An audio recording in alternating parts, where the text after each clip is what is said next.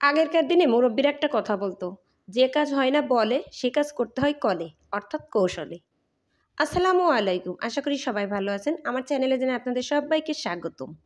আবারও চলে আসলাম আপনাদের মাঝে ৮টি ইউনিক কিচেন টিপস নিয়ে। আজকের কিচেন টিপসগুলো অনেক অনেক গুরুত্বপূর্ণ এবং অতি কাজের। আশা করি শহর বা গ্রামে যে যেখান থেকে দেখবেন উপকৃত হবেন। তো কথা না বাড়িয়ে চলে যাই প্রথম টিপসে। তো দেখতে পাচ্ছেন এখানে আমি কিছু গুঁড়ো নিয়ে চেলে নিচ্ছি। তো গুঁড়ো যখন চালি তখন দেখা যায় আমাদের এইভাবে চারপাশে পড়ে একেবারে পরিবেশটা নষ্ট হয়ে যায়, ছড়িয়ে ছিটিয়ে অবস্থা খারাপ হয়ে যায়। পরিবেশটাকে সুন্দর রেখে কিভাবে গুঁড়োগুলো চেলে নেবেন তার একটা সহজ একটা টিপস দেখিয়ে দিই, ইউনিক একটা টিপস দেখিয়ে দিই। আশা করি সবাই উপকৃত হবেন। তো এখানে দেখতে পাচ্ছেন আমি একটা গ্লাসে করে গুঁড়ো নিয়ে নিয়েছি।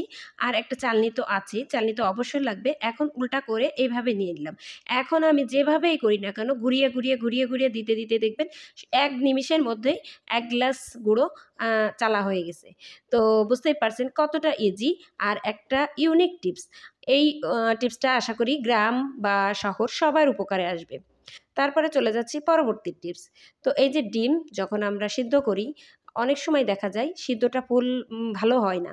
তো সেই সময় ডিম ছুলতে গেলে ওর সাথে উঠে আসে। তো দেখতে পারছেন আমারটারও কিন্তু একই অবস্থা।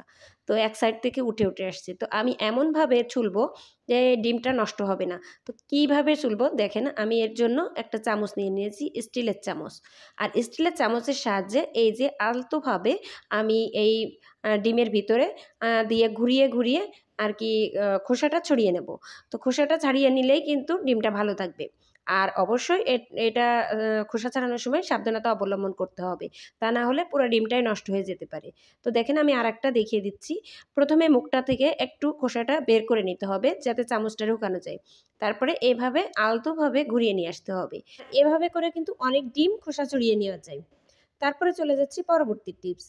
এই টিপসটা অনেক বেশি গুরুত্বপূর্ণ আমাদের জন্য। আমরা যারা ইউটিউবিং করি। তো দেখা যায় রান্না করতে গেলে আমরা অনেক সময় রেসিপি দেখি বা আমরা অনেক আপুদের ভিডিও দেখতে থাকি। তো অনেক সময় এই যে রাখার জায়গা না থাকলে এভাবে রেখে দিলে দড়াম-দুরুম দিয়ে পড়তে থাকে। আর কি অবস্থা হয়। তো যদি স্ট্যান্ড না থাকে আমরা সহজেই কিন্তু স্ট্যান্ড বানিয়ে নিতে পারি। দেখেন আমি এখানে ক্লিপ নিয়েছি, কাপড় নাড়া যে ক্লিপ আছে সেটা নিয়েছি, ২ টা নিয়েছি। আরেকটা ক্লিপ দিয়ে এটা আটকে দিলাম। যাতে এটা নড়াচড়া না করে সরে না যায়। এখন এইভাবে রেখে দিলাম। এখন আমি সুন্দরভাবে কিন্তু ভিডিওগুলো দেখতেও পারবো বা কোনো সমস্যা হবে না বা বারবার পড়বেও না। তো দেখতে পাচ্ছেন কতটা সহজে একটা স্ট্যান্ড বানিয়ে নিলাম। হাতেই স্ট্যান্ড বানিয়ে নিলাম। যাই হোক কেমন লাগলো টিপসটা অবশ্যই জানাতে পারেন। তারপরে চলে যাচ্ছি পরবর্তী টিপস। তো দেখেন আমরা যে এই যে চপিং বোর্ডগুলো কিনে নিয়ে আসি, বাঁশের চপিং বোর্ড, এগুলো দেখবেন কিছুদিন না বেশ কিছুদিন পর থেকে কিন্তু নষ্ট হতে শুরু করে। তার কারণ আমরা এগুলো ভিজাই। এটা অবশ্যই ভিজানো যাবে না। যখন কাজ শেষ হবে এই যে একটা ভিজা কাপড় এভাবে মুছে নিবেন। আর আপনাদের প্রমাণ দেখিয়ে দিচ্ছি যে কিভাবে নষ্ট হয়। তো এই বাঁশের চপিং বোর্ডগুলো কিন্তু অনেক ভালো, অনেক দিন যায়। তো এই যে চপিং বোর্ডটা দেখতে পাচ্ছেন আমার আজ থেকে ৬-৭ বছর আগে কেনা। তো এই যে মোটা যেটা এর ভিতরে কিন্তু বোর্ড দেওয়া থাকে। আর এটা কিন্তু আমি যেটা কিনে নিয়ে আসছি পাতলা। তো মোটাগুলোর ভিতরে পাতলা এমনভাবে বোর্ড দিয়ে রাখে যখন আমরা রেগুলার ভিজাতে আস্তে ওর ভিতরে পানি যায়। পানি যেয়ে কিন্তু ওটা ফুলে ওঠে। আর এই যে পাশে কিন্তু যে বোর্ড মানে বাঁশের যে অংশটা থাকে ওটা আস্তে খুলে যায়। তো দেখতে পারছেন আমার এই চপিং বোর্ডটা কিভাবে নষ্ট হয়েছে, এই দেখেন এগুলো কিন্তু সব জয়েন্ট। তো আস্তে করে খুলে যায়। তার জন্য বলছি যে এই যে যারা এই বাঁশের চপিং বোর্ডগুলো কিনবেন, এর ভিতরে কিন্তু এরকম বোর্ড দেওয়া থাকে। তো দেখতেই পারছেন বোর্ডগুলো কী অবস্থায় থাকে। আর যখন পাতলা বোর্ডটা এভাবে দেওয়া থাকে বোঝা যায় না। আর এর সাইডেও কিন্তু একটা বাঁশের একটা মানে সাইড ছিল, সেটা খুলে গেছে। আর যখনই এর ভিতরে পানি যায় তখনই কিন্তু ওটা ফুলতে শুরু করে আর এই বাঁশের অংশগুলো খুলে যায়। তো আপনারা অবশ্যই সতর্কতার সাথে এগুলো ব্যবহার করবেন। এই চপিং বোর্ডগুলো ধুবেন না। যখন ব্যবহার করা শেষ হবে একটা ভিজা কাপড় দিয়ে কিংবা টিস্যু দিয়ে মুছে ফেলবেন। তারপরে এভাবে শুকাতে দিবেন, তাহলে অনেক দিন যাবে। আমার এই বাঁশের চপিং বোর্ড কিন্তু ৬ থেকে ৭ বছর অনায়াসে আমি ব্যবহার করেছি। তারপরে আরেকটা কিনে নিয়ে আসছি। আপনারা অনেক ভিডিওতে দেখেছেন যে আমি এই চপিং বোর্ডটা ব্যবহার করি। আর এই বোর্ডগুলো কিন্তু বেশ ভালো। যাই হোক অনেক দিন পর আমি আরেকটা বোর্ড কিনেছি। তো আশা করি এই উপকৃত হবেন আপনারা এই বোর্ড সম্পর্কে যে ধারণাটা পেলেন।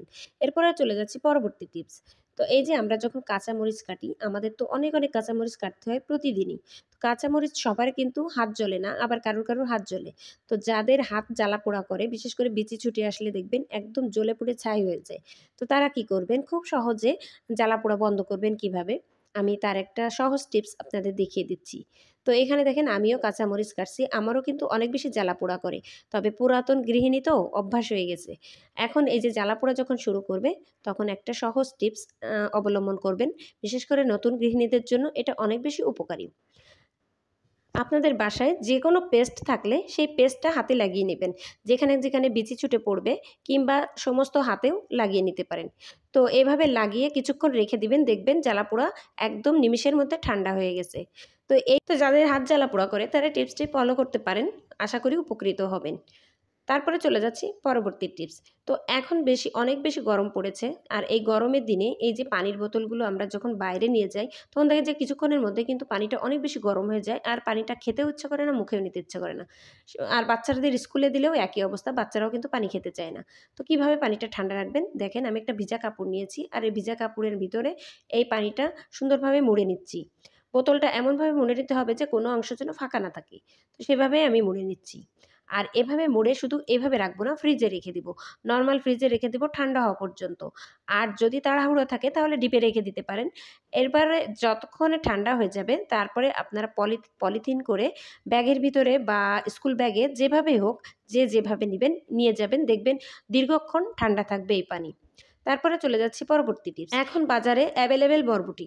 আর যারা বরবটি খেতে পছন্দ করেন তাদের বাজার থেকে তো আসতেই থাকে। তো বরবটি কিভাবে একসাথে অনেক বরবটি কাটবেন তার একটা সহজ টিপস আমি দেখিয়ে দিচ্ছি। তো আগে যেটা করতে হবে, এই যে বরবটির যে গোড়াগুলো, বোটাগুলো আগে সমান করে নিতে হবে।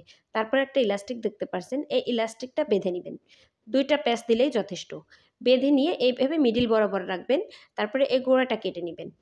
দেখেন আমি ঠিক যেভাবে কাটছি এইভাবে কেটে নিবেন। তো আমি গোড়াটা সমান মানে বোটাগুলো আগে সমান করে নিচ্ছি। বোটা সমান করে কাটতে পারলেই কিন্তু এটা কাটতে অনেক সুবিধা। এবার যত তাড়াতাড়ি কাটা সম্ভব কেটে নিতে পারবেন। আর যদি আপনি এইভাবে না করেন তাহলে কিন্তু আপনার অনেকটা টাইম লেগে যাবে এই বরবটি কাটতে। তো দেখতেই পারছেন কতগুলো বরবটি একসাথে করে আমি কেটে নিচ্ছি। আর যার পছন্দ মতো সাইজ অনুযায়ী কেটে নিতে পারবেন। আশা করি এই পদ্ধতিটি নতুন পুরাতন প্রত্যেক গৃহিণী আপুর কাছে ভালো লাগবে। তো দেখতেই পেলেন আমি কিভাবে করে কেটে নিচ্ছি। একটু করে সরিয়ে নিতে হবে আর এভাবে কাটতে হবে। তো এভাবে করলে কিন্তু একদম কম সময়ের মধ্যে অনেকগুলো বরবটি কেটে নিতে পারবেন। এর এরপরে চলে যাচ্ছি পরবর্তী টিপস। তো এই যে ধুন্দল, চিচিঙ্গা যেটাই বলেন না কেন, তো এই ধরনের সবজি যারা বটি দিয়ে কাটেন তাদের জন্য আজকের এই টিপসটা। তো যারা বটি দিয়ে কাটেন দেখা যায় কাটতে গেলে এই অনেক কানি খোসা কিন্তু বটির সাথে চলে আসে। তো তারা এই ধরনের সিলার ব্যবহার করতে পারেন। এতে করে একটা মাপ অনুযায়ী কিন্তু খোসাটা ছড়িয়ে আসে আর খুব তাড়াতাড়ি এটা কাটা সম্ভব হয়। পটল, চিচিঙ্গা, ধুন্দল যেটাই বলেন না কেন, কুশি যেটাই বলেন না কেন, যেগুলো খোসা ছাড়ানো যায়, তো সেইগুলা যদি এই যে সিলার ব্যবহার করা হয়, এতে করে কিন্তু কাটাকুটির কাজটা খুবই সহজ হয়ে যায় আর খুব দ্রুত হয়। তো এতে কিন্তু গৃহিণীদের কাজটা অনেক বেশি এগিয়ে থাকে। তো যারা ছুরি ব্যবহার করেন, আমার মনে হয় তারা এই সিলার ব্যবহার করেন অধিকাংশ মানুষই। কিন্তু যারা বটি ব্যবহার করেন, তো অনেক সময় দেখা যায় তারা ব্যবহার করেন না। আমি দেখেছি গ্রামে যারা থাকেন, তারা কিন্তু এই সিলারটা খুব একটা ব্যবহার করেন না। তারা বটি দিয়েই কিন্তু এই খোসাগুলো ছড়িয়ে ফেলেন। তো দীর্ঘ সময় ধরে কাটাকুটো করেন। তো এভাবে কাটলে দেখবেন খুব দ্রুত কাজটা সম্পন্ন হয়েছে। আর সিলার ব্যবহার করলে কাজটা অনেক বেশি এগিয়ে থাকে। তো আশা করি এই টিপসটা সবার ভালো লাগবে বা উপকারে আসবে। যাই হোক, কথা বলতে আমার কিন্তু ৮ টা টিপস শেষ হয়ে গেল। আর এর ভিতরে কোন টিপসটা আপনাদের সবথেকে বেশি ভালো লেগেছে অবশ্যই জানাতে লাইক, কমেন্ট, শেয়ার অবশ্যই করবেন। নতুন বন্ধু হলে সাবস্ক্রাইব করে আমার পাশে থেকে যাবেন। আর এই ধরনের টিপস ভিডিও দেখতে চাইলে আমার চ্যানেলটি অবশ্যই সাবস্ক্রাইব করে অল অপশনটি ক্লিক করে রাখবেন। এতে করে আমি ভিডিও ছাড়া মাত্রই আপনাদের মোবাইলে নোটিফিকেশন আকারে চলে যাবে।